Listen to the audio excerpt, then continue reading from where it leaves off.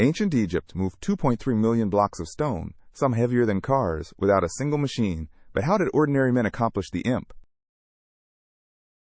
2.3 million blocks of stone, some heavier than a car, stacked into a mountain built by human hands alone.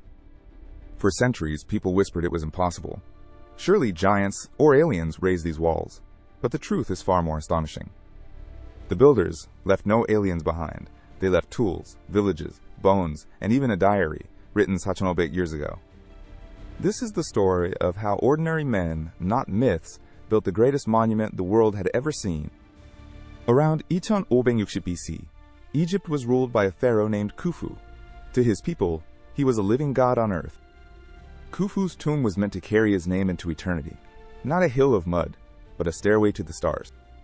The task fell to his relative and vizier, Hemiunu, believed to be a master architect. He would command an army of workers. First came the location. Hemiunu chose Giza, a plateau of solid limestone bedrock, strong enough to bear millions of tons. The stone for most of the pyramid didn't come from far away. It was quarried right there, just steps from the site. But before a single block was laid, there was a problem no one could see. The ground had to be perfectly flat. How do you level a foundation the size of 10 football fields with no lasers, no machines? The Egyptians used water. Historians believe they flooded shallow trenches across the site. Water always finds its own level, a mirror to carve the ground true. The result? A base so level that its corners differ by mere centimeters across ibexamsh meters of stone. Then they aim the whole pyramid at the sky. Each side faces almost exactly north, south, east, and west. Historians believe they used the stars, watching a point in the northern sky to find true north with stunning precision.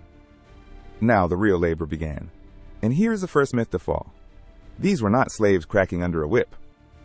For centuries, storytellers imagined masses of chained captives. The evidence buried in the sand tells a very different story. Just south of the pyramids, archaeologists uncovered a whole town, bakeries, breweries, and homes for the builders. They ate well, bread, fish, and beer. Records suggest thousands of cattle and goats were slaughtered to feed the crews. These were paid laborers, farmers, craftsmen, ordinary Egyptians. Many came during the Nile's flood, when the fields lay underwater. When the river drowned their crops each summer, the people had time, and the pharaoh had work for willing hands. We even know how they saw themselves. Deep inside the pyramid, workers scrawled their gang names on the stone. One team called themselves the Friends of Khufu, another the Drunkards of Menkaure, proud crews, not broken prisoners. Their bodies tell the truth too. In workers' graves, historians found skeletons with broken bones that had healed. Someone set those bones. Someone cared for the injured. Slaves are not given surgeons, but valued workers are.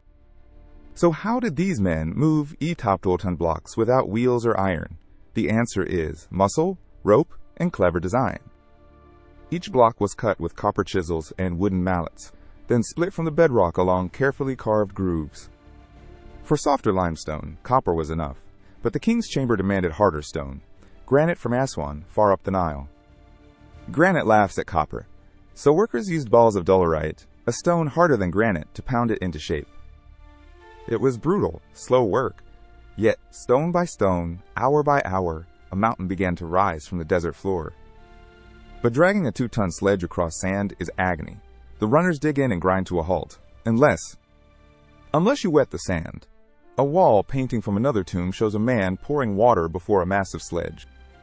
Damp sand grips together and hardens, cutting the friction nearly in half, a simple trick that saved thousands of hands. Now the hardest question of all. As the pyramid grew taller, how did they lift blocks higher and higher? The answer is ramps.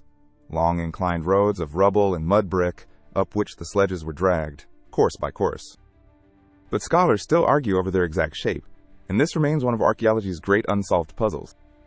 Some believe in one enormous straight ramp, but at full height it would need to be longer than the pyramid itself.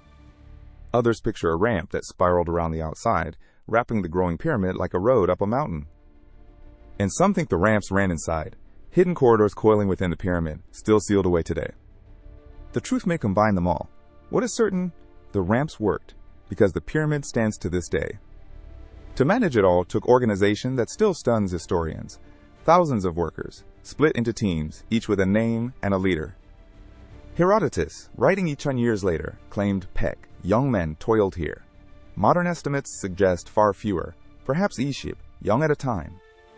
Feeding them was its own colossal task. Bakeries ran day and night. The desert smelled of bread and roasting meat.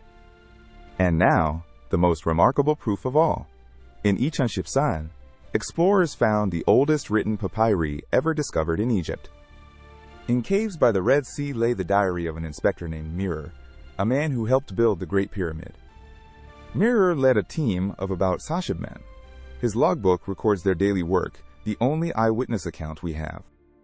His job was fine white limestone, the smooth outer casing, quarried at Tura across the river from Giza.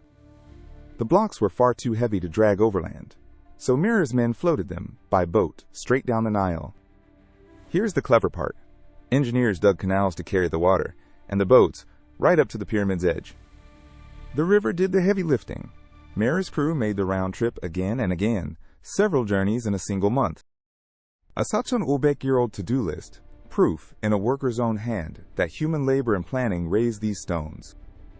Block after block, year after year, the pyramid climbed toward the sun. Historians believe it took around Ishibev years. The final act was the summit.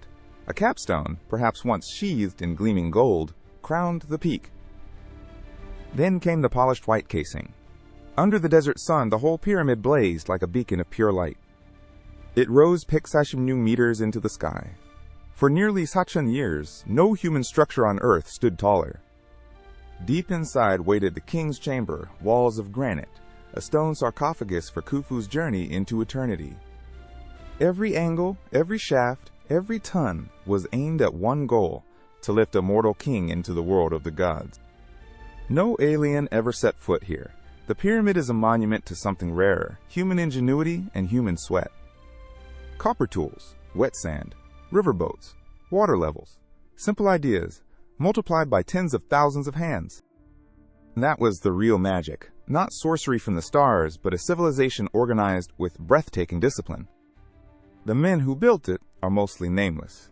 Yet through Mere's diary and their scrawled gang names, they still speak to us. Their pyramid outlived their gods, their kings, and their language, the last survivor of the 7 wonders of the ancient world. But one riddle still refuses to die. The exact shape of the ramps, how they truly lifted the highest stones, is still debated. And Khufu himself left another mystery. His tomb was found empty. So where did the great Pharaoh finally go? That's a story for another day. If human history amazes you as much as it amazes us, subscribe and travel back in time with us.